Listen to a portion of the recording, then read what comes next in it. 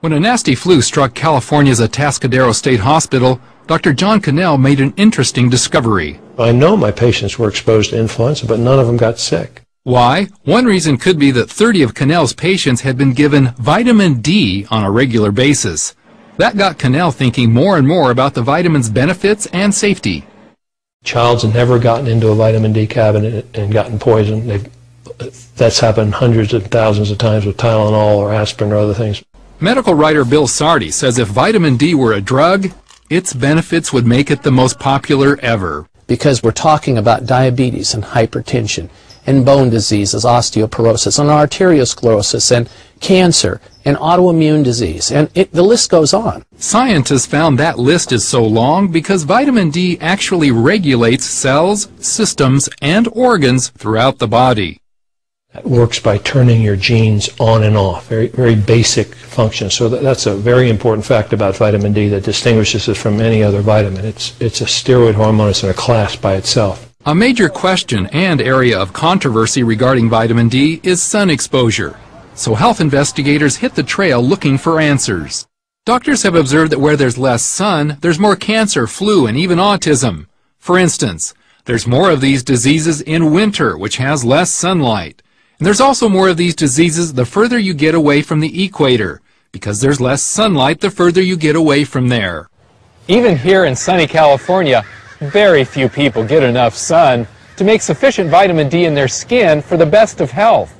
Down in San Diego, you can make it year-round, but even then, in San Diego, in the wintertime, you have to go right out at solar noon. There's only about a 2 or 3 hour period where you're going to make any substantial amounts of vitamin D. But wait a minute, won't this possibly lead to skin cancer? Most sunscreen companies provide products that block the ultraviolet B, or UVB, from the sun. Those are the very rays you need to produce vitamin D in the skin.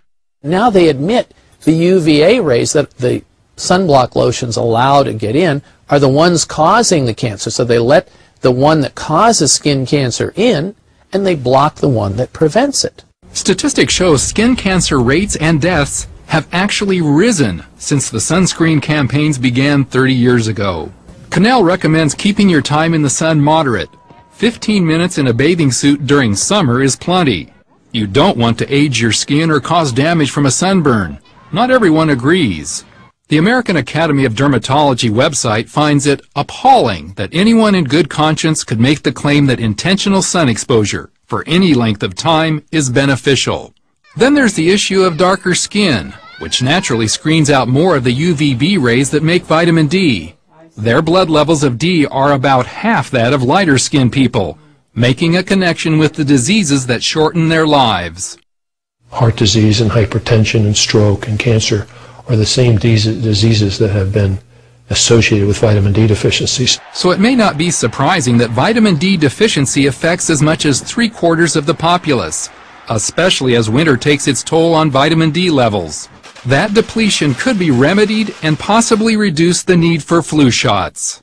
Vitamin D activates your immune system, causes something to be formed called little peptides that kill bacteria and viruses without antibiotic resistance, without side effects. We can use it in very young infants and pregnant moms. And not only help fight osteoporosis, but strengthen teeth as well. Instead of using fluoride to harden our teeth so there's no soft spots where the acids can then eat into our teeth and cause dental decay, we can use vitamin D. It's more appropriate, it's more natural. And D appears to boost athletic performance. There's just clear evidence, especially in the German literature, of choice reaction time, balance, muscle strength, endurance, all improve with vitamin D. Which may explain why senior citizens on vitamin D are less likely to fall and hurt themselves. And cancer? Sardi says in a new book that a major reason not to be so fearful about the disease is vitamin D.